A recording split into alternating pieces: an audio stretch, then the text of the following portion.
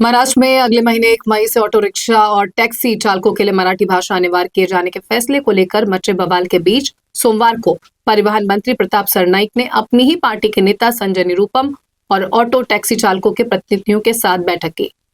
ये बैठक सिर्फ एक प्रशासनिक फैसला नहीं बल्कि लाखों ऑटो और टैक्सी चालकों के भविष्य का फैसला करने वाली थी।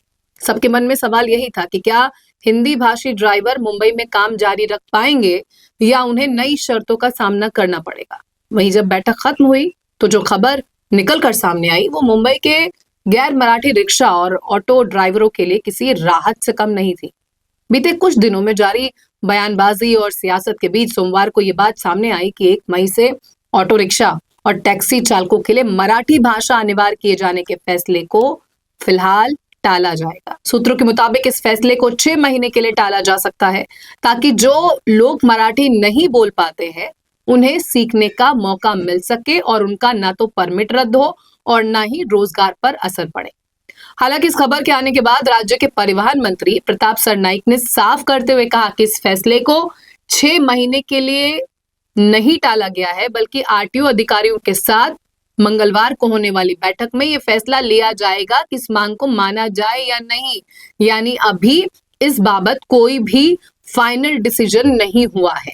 परिवहन मंत्री प्रताप सरनाईक ने कहा कि आरटीओ अधिकारियों के साथ कल बैठक होनी है, यानी मंगलवार को बैठक में इस संबंध में फैसला लिया जाएगा कि इस मांग को स्वीकार किया जाए या नहीं। 6 महीने की अवधि उन्होंने मांगी है, देना है या नहीं इसको लेकर हम फैसला लेंगे। इससे पहले महाराष्ट्र सरकार ने पिछले दिनों ये ऐलान किया था कि राज्य में सभी लाइसेंसधारी ऑटो रिक्शा और टैक्सी ड्राइवरों को 1 मई से मराठी भाषा का ज्ञान होना अनिवार्य होगा। ड्राइवरों की भाषा को पढ़ने और लिखने के साथ साथ बोलने की क्षमता का भी टेस्ट लिया जाएगा। इस टेस्ट में जो ड्राइवर नाकाम होंगे, पास नहीं कर पाएंगे इस टेस्ट को, उनके लाइसेंस रद्द किए जा सकते हैं। लेकिन अब महाराष्ट्र सरकार फैसले पर यू टर्न ले सकती है।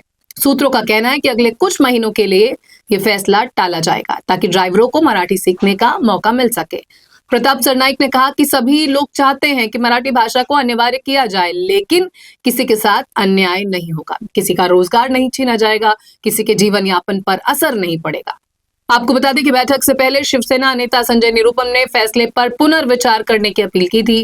निरुपम का मानना है कि भाषा को संवाद का माध्यम होना चाहिए, ना कि किसी पर थोपा जाने वाला दंडात्मक हथियार। उन्होंने इस दौरान स्पष्ट किया कि उन्हें स्थानीय भाषा में संवाद होने पर कोई आपत्ति नहीं, लेकिन सरकार का जो परीक्षा और परमिट रद्द करने का प्रावधान है वो पूरी तरह अनुचित है। उन्होंने तर्क दिया कि मुंबई में काम करने वाले अधिकांश ऑटो चालकों ने बैंक से ऋण ले रखा है। यदि परीक्षा में असफल होने पर उनका लाइसेंस जब्त या परमिट रद्द कर दिया गया तो उनकी आजीविका संकट में पड़ जाएगी।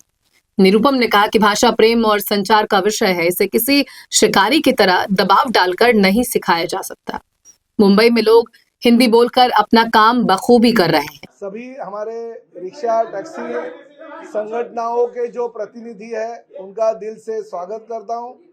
हमने जो राज्य शासन के माध्यम से निर्णय लिया कि रिक्शा चलाने वाले, टैक्सी चलाने वाले जो भी लोग हैं, जो भी ड्राइवर है, उनको मराठी आना चाहिए और उस माध्यम से हम कोशिश कर रहे थे। कुछ हमने ड्राइव लिया और ड्राइव में मालूम भी पड़ा कि कितने लोगों को मराठी आता है, कितने लोगों को नहीं आता है। और आज भी जो नेता इस बैठक में थे वो विरोध कर रहे थे और विरोध करते करते कुछ नेताओं ने कहा था हम स्ट्राइक करेंगे, कुछ नेताओं ने कहा था कि हम इसका विरोध करेंगे, रास्ते पे उतरेंगे। मगर आज के बैठक में यह निर्णय लिया गया है और उन्होंने भी ये कहा है कि हमें कुछ भी स्ट्राइक नहीं करेंगे, हम कुछ भी आगे नहीं जाएंगे। हमारा यही कहना है कि थोड़ा सा मोहलत हमको चाहिए। अगर महाराष्ट्र में हम काम करते हैं और जुजबी जो मराठी है, जो प्रवासी और रिक्शा चालक और टैक्सी चालक के बीच में होती है, वो मराठी सीखना चाहिए। ये मत से हम सहमत है और इसलिए हमें वक्त चाहिए। अगर आप वक्त दोगे तो हमें भी ऐसा लगता है कि हमारे लोगों को मराठी आना चाहिए और उसके लिए वो खुद ट्यूशन लेने के लिए तैयार है। जैसे हमारे संजय निरुपम जी ने कहा कि हम बैठक लेंगे, हम हमारे कार्यालय में सभी रिक्शा चालकों को, टैक्सी चालकों को मराठी सिखाएंगे। हाजी अराफत शेख ने कहा है कि हम वहाँ पे अच्छी तरह से हम हॉल लेंगे, हॉल में मराठी सिखाएंगे। हमारे विक्रम प्रताप सिंह ने कहा कि हम भी सभी रिक्शा चालकों को मराठी सिखाने की कोशिश करेंगे। हमारे शशांक राव ने कहा कि हमारी यूनियन की जो कार्यालय है वो कार्यालय में हम हमारे टैक्सी और रिक्शा चालकों को बिठा के उनसे मराठी पढ़वा लेंगे, रिक्शा सिखाएंगे उनको मराठी। और खासकर हमारा जो कोकण मराठी साहित्य परिषद है, उन्होंने उनकी 72 शाखाओं में मराठी जो है वो सिखाने की जो उनकी कामना है वो हम पूरी करेंगे। मुंबई मराठी साहित्य परिषद है, उन्होंने कहा था कि हम भी मराठी सिखाएंगे। तो ऐसे हमारे मराठी साहित्यिक लोग भी सामने आ रहे हैं, वो भी मराठी सिखाने के लिए तैयार है। तो ऐसी परिस्थिति में मेरा ये कहना है कि आज की जो बैठक हो गई बहुत ही अच्छी हो गई। सिर्फ हमें यह निर्णय लेना है, क्योंकि मराठी सीखने के लिए अगर लोग तैयार है तो राज्य शासन की यही भूमिका है कि किसी भी हालत में हम उनको मराठी सिखाने के लिए प्रवृत्त करेंगे। वो मराठी सीखने को तैयार है। अगर उन्होंने टाइमिंग मांगा है, किसी ने 3 महीने का मांगा है, किसी ने 6 महीने का मांगा है, किसी ने 1 साल का मांगा है, हम टाइमिंग देने के लिए पहले भी तैयार थे और आज भी तैयार है। मगर कोई अगर ये कहेगा कि नहीं हम सीखेंगे नहीं, मगर हम धंधा भी करेंगे, व्यवसाय भी करेंगे महाराष्ट्र में, मगर मराठी हम तैयार ही नहीं होंगे सीखने के लिए, तो ये नहीं चलेगा। महाराष्ट्र में अगर आपको व्यवसाय करना होगा, महाराष्ट्र में अगर आपको काम करना है, महाराष्ट्र में अगर प्रवासी गाड़ियां जो आपको चलानी है, तो हमको मराठी आना चाहिए। या हमारी भूमिका है, ये भूमिका से ये सहमत थे, इसलिए मैं उनका आभार व्यक्त। अभी ऐसा है कि मीरा भाईंदर का रिपोर्ट आया, क्योंकि पहली तो मांग मीरा भाईंदर से हुई थी, मीरा भाईंदर के स्थानीय लोक प्रतिनिधि ने कंप्लीट की थी। इसकी वजह से हमें ये जो निर्णय है वो निर्णय लेना पड़ा। कल आरटीओ की सभी हमारे 59 जो आरटीओ है सभी जगह से हमने रिपोर्ट मंगाए, सबकी रिपोर्ट आने के बाद हम निर्णय लेंगे। मगर शासन सकारात्मक है, शासन ने ऐसा कहीं नहीं कहा कि नहीं जबरदस्ती आपको आज के आज ये निर्णय लेना पड़ेगा।